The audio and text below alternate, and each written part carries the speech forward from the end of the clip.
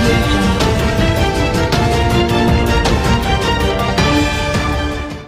Headlines के project है। युवाओं की पहली पसंद मुफ्ती, हर कपड़े की खरीद पर उपहार, श्री चंद्र मंदिर के सामने Buxar. NEET biology in Buxar coaching institute by Prakash sir, bypass road, Baba Nagar की गली। बैंकों की हड़ताल से करोड़ों का कारोबार हुआ प्रभावित, एटीएम पर भी पसरा रहा सन्नाटा, पैसे निकालने के लिए लोग दिखे परेशान।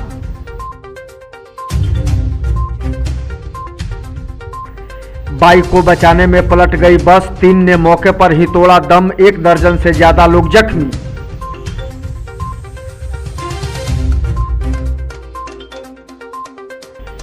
एक्शन में डीएम, प्रखंड मुख्यालयों से भी हटेगा अतिक्रमण, संबंधित अधिकारियों को रिपोर्ट तैयार करने का दिया गया निर्देश।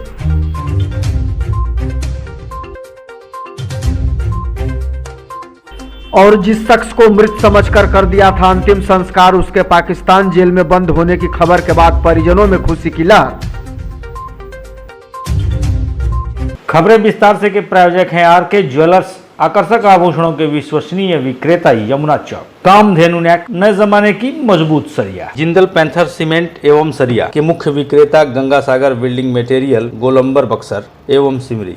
कॉस्मेटिक से लेकर इलेक्ट्रॉनिक तक हर आइटम में मिलेगी आपको विशेष छूट। हमारा पता है अर्धसैनिक welfare canteen, Kushwaha complex, Shahpur, जिला भोजपुर। बक्सर के नवानगर एसबीआई बैंक के बगल में और सोनबरसा के यूको बैंक के सामने। निजीकरण के खिलाफ सार्वजनिक क्षेत्र के बैंकों के अधिकारी और कर्मचारी गुरुवार को हड़ताल पर रहे, जिसके कारण दिन भर बैंकों में ताले लटके रहे और सभी कार्य ठप पड़ गए।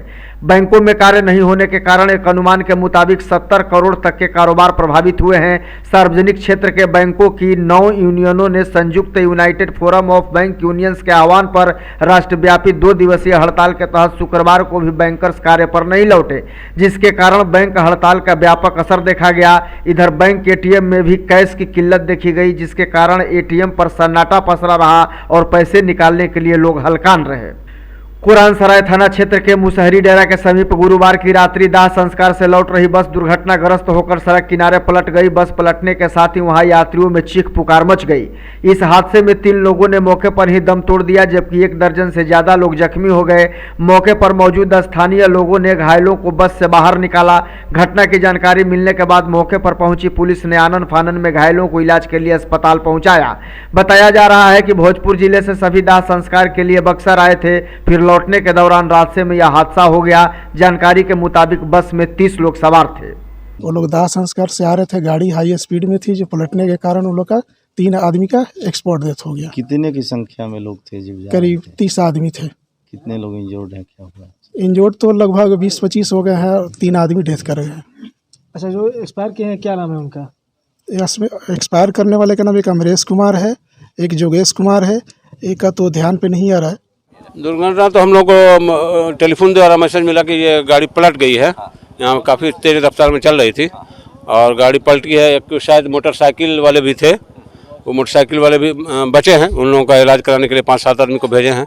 अब बाकी ये सामने है आपके। सर, कितने लोगों की मृत्यु? 3 आदमी की हुई है। 3 आदमी और गंभीर रूप से 5-7 आदमी को हम लोग इसमें एम्बुलेंस में भेजे हैं इलाज के लिए। अब उसमें गिनती नहीं। जरूरत के अनुसार डीएपी नहीं मिलने से किसानों की परेशानी कम होने का नाम नहीं ले रही है। पूरे दिन कतार में रहने के बाद भी मात्र 2 बोरा डीएपी मिल रहा है। गुरुवार को 5वें दिन भी डुमरांव के इफ्को बाजार में किसानों की लंबी कतार देखी गई। सुबह से शाम तक खाद का वितरण होता रहा, लेकिन किसानों को जरूरत भर खाद नहीं मिलने से किसानों में मायूसी देखी गई। डुमरांव के इफ्को बाजार सहित अन्य दुकानों पर भी खाद का वितरण चल रहा है। बावजूद इसके किसानों की परेशानी कम होने का नाम नहीं ले रही है। किसानों का आरोप है कि सारा काम काज छोड़कर कतार में लगे रहने के बावजूद भी उन्हें काम भर खाद नहीं मिल रहा है। रेलवे में नौकरी दिलाने के नाम पर 1.5 लाख रुपए की ठगी करने वाले पति पत्नी को न्यायालय ने 3 वर्ष कारावास की सजा सुनाई है। गुरुवार को यह फैसला न्यायिक दंडाधिकारी अरविंदर प्रकाश ने सुनाया। दोषी पाए गए दलजीत सिंह और उनकी पत्नी गुरुचरण सिंह पटना के रहने वाले हैं। न्यायालय का फैसला आने के बाद दोनों को न्यायिक हिरासत में जेल भेज दिया गया है। अभियोजन पदाधिकारी दीपक कुमार के अनुसार मामला 2004 का है। शहर के बुधनपुरवा मोहल्ले के रहने वाले राजेश कुमार ने इसकी प्राथमिकी वर्ष 2007 में दर्ज कराई थी।